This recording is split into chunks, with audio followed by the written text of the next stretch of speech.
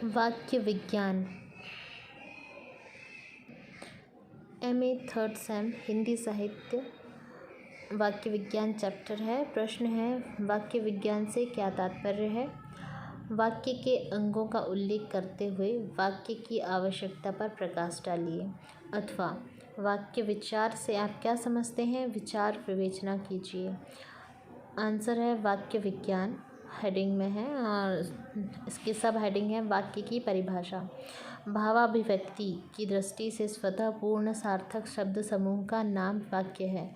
पाणिनि ने वाक्य पद समुच्चय अर्थात सदी ब्रैकेट में रूपों सार्थक शब्दों ब्रैकेट बंद के समुच्चय को वाक्य कहा है। यूरोपीय विद्वान थ्रैक्स और भारतीय मनीषी पतंजलि की वाक्य की दी गई परिभाषाओं का सार इस प्रकार है। पूर्ण अर्थ की प्रतीत करने वाले शब्द समूह का नाम वाक्य है। आज का भाषा वैज्ञानिक इस परिभाषा को मानने को प्रस्तुत नहीं क्योंकि आज यह सिद्ध हो चुका है कि भाषा की इकाई वाक्य है।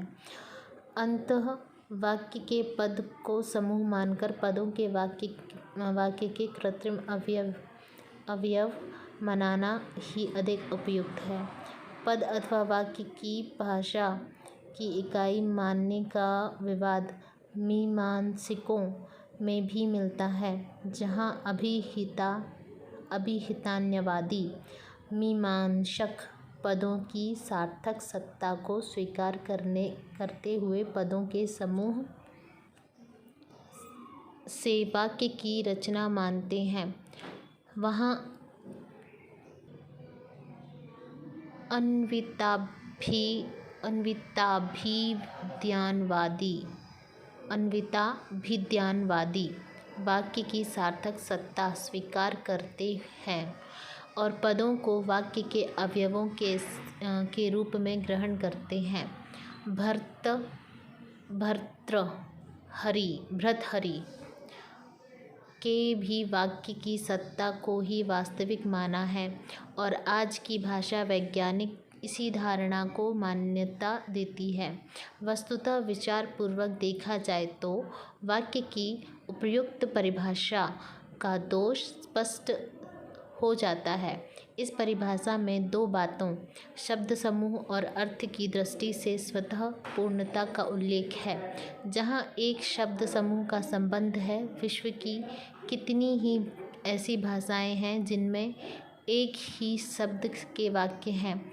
इसके अतिरिक्त सामान्य व्यवहार में भी एक शब्द के वाक्य दिखाई देते हैं। उदाहरणार्थ, तुम कब आए हो? कल। तुम कब आए हो? Question mark. आंसर रहेगा कल। 1-2 महीने तो रुकोगे? Question mark. हाँ, आंसर में है हाँ। इस बातचीत में कल हाँ एक शब्द के वाक्य हैं। इसके अतिरिक्त जब कोई रोटी, पानी, दूध, घोड़ा, गाड़ी आदि एक शब्द का उच्चारण करता है तो क्या वह अकेला शब्द पूरे वाक्य का अर्थ नहीं देता? Question mark.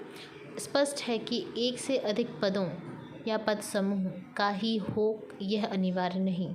अर्थ की दृष्टि से स्वतः पूर्णता की बात भी सर्वथा सही नहीं। बहुत सारे वाक्य अर्थ की पूर्ण अभिव्यक्ति करने में असमर्थ होते हैं। उदाहरणार्थ, उसने मुझे यह दिया है। यह वाक्य अर्थ की दृष्टि से अपूर्ण है, जबकि अर्थ की पूर्णता के लिए एक अन्य वाक्य की अपेक्षा है। तुम्हारा कार्य तो जाएगा, अथवा तुम निश्चिंत रहो, अथवा मैं कुछ नहीं कर सकता आदि। वस्तुतः मनोवैज्ञानिक दृष्टि से जीवन में भाव की एक अविच्छिन्न धारा रहती है और उसे विच्छिन्न रूप से देखना सर्वथा अनुपयुक्त है।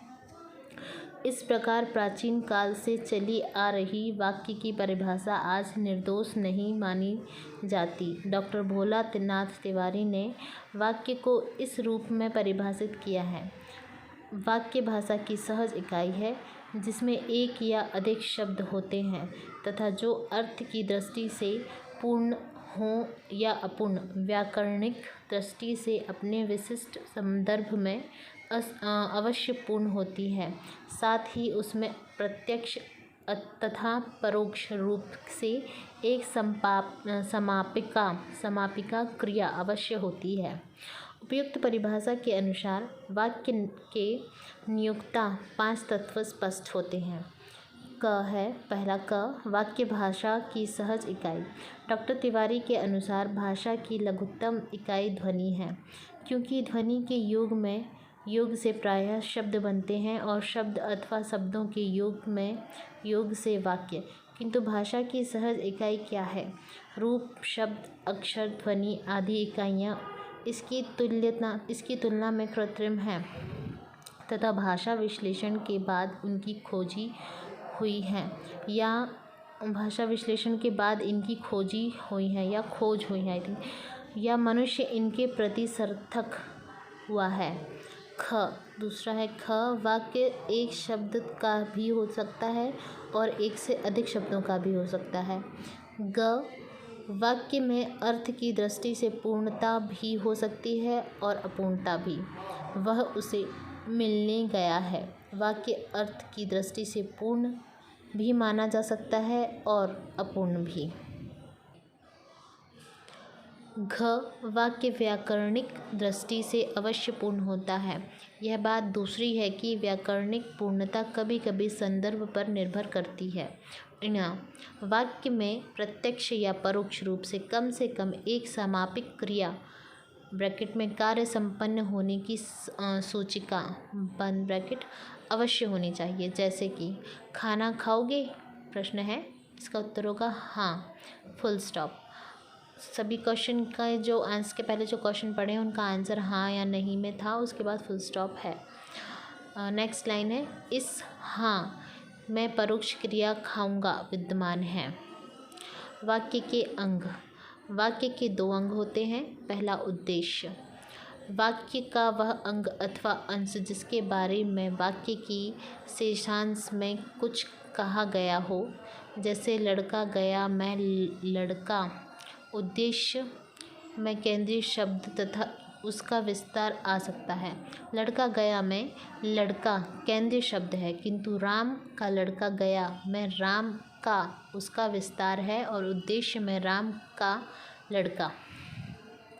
दूसरा है विधेय। वाक्य का वह अंश है जो उद्देश्य के बारे में सूचना देता है। इसमें क्रिया और उसका विस्तार होता है। लड़का गया में गया, लड़का घर गया में घर गया और लड़का अभी घर गया है में अभी घर गया है विधेय है। तो मीन्स इस जो वाक्य के अंग में दो हैं वाक्य के अंग, उद्देश्य और विधेय। तो उद्देश्य जैसे सेंटेंस है लड़का घर गया है, तो इसमें उद्देश्य क्या हुआ? लड़का, और विधेय क्या हुआ है? घर गया है। और नेक्स्ट लाइन है उद्देश्य। विधेय का वर्गीकरण विश्व की काफ़ी भाषाओं पर लागू होता है, किंतु सभी भाषाओं पर नहीं होता है। इसी प्रकार अग्र और पश्च रूप में भी वाक्यों की विभक्त किया जा सकता है। मुख्यतः बोलचाल में वाक्य में उल्लेख है कि बोलचाल के वाक्य अपेक्षाकृत छोटे होते हैं, जबकि उल्लेख में प्रयुक्त वाक्य प्रायः बड़े होते हैं। संबंध द्योतन के लिए प्रायः एक वाक्य का पश्च दूसरे का अग्र हो जाता है। मोहन मेहनत कर रहा है। मेहनत करने से संभव है अच्छे अंक आ जाएं। यहाँ अच्छे अंक आने से नौकरी में सुविधा होगी। यहाँ ब्रैकेट में यहाँ पश्च को काले अक्षरों में किया गया है, ब्रैकेट बंद। अब यहाँ ऐसे वाक्यों का प्रयोग बढ़ता जा रहा है जिनका इस रूप में विभाजन नहीं किया जा सकता। वाक्य की आवश्यकताएं। भारतीय आचार्यों ने वाक्य को पद समुच्चय कहकर उसके 2 अनिवार्य तत्वों सार्थकता और अन्वयिता का तो परोक्ष रूप से उल्लेख किया ही है, साथ ही अन्य तत्व योग्यता, आकांक्षा, आसक्ति का उल्लेख किया है। डॉक्टर भोलानाथ तिवारी ने इन तत्वों को इस प्रकार स्पष्ट किया है। पहला, सार्थकता। इसका आशय यह है कि वाक्य के शब्द सार्थक होने चाहिए। दूसरा, योग्यता। इसका आशय यह है कि शब्दों की आपस में संगति बैठे, शब्दों में प्रसंगानुकूल भाव का बोध कराने की क्षमता हो। पर पेड़ को पत्थर से सींचता है, वह पेड़ को पत्थर से सींचता है। ये सेंटेंस है। वाक्य में शब्द तो सार्थक है किंतु पत्थर से सींचना नहीं होता, इसलिए शब्दों की परस्पर योग्यता की कमी है, अतः वह सामान्य अर्थ में वाक्य नहीं है। उलट बांसी भले हो। तीसरा है आकांक्षा। इसका अर्थ है इच्छा, अर्थात जानने की इच्छा, अर्थात अर्थ की अपूर्णता।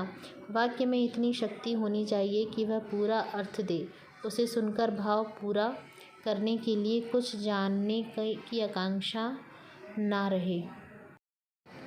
नंबर 4 है सान्निध्य या आसक्ति। इसका अर्थ है समीपता। वाक्य के शब्द समीप होने चाहिए।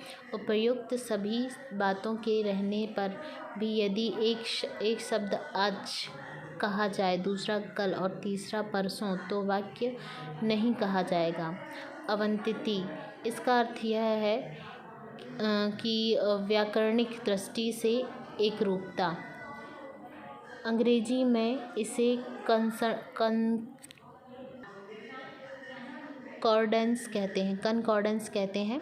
विभिन्न भाषाओं में इसके विभिन्न रूप मिलते हैं। यह समान रूपता प्रायः वचन, कारक, लिंग और पुरुष आदि की दृष्टि से होती है।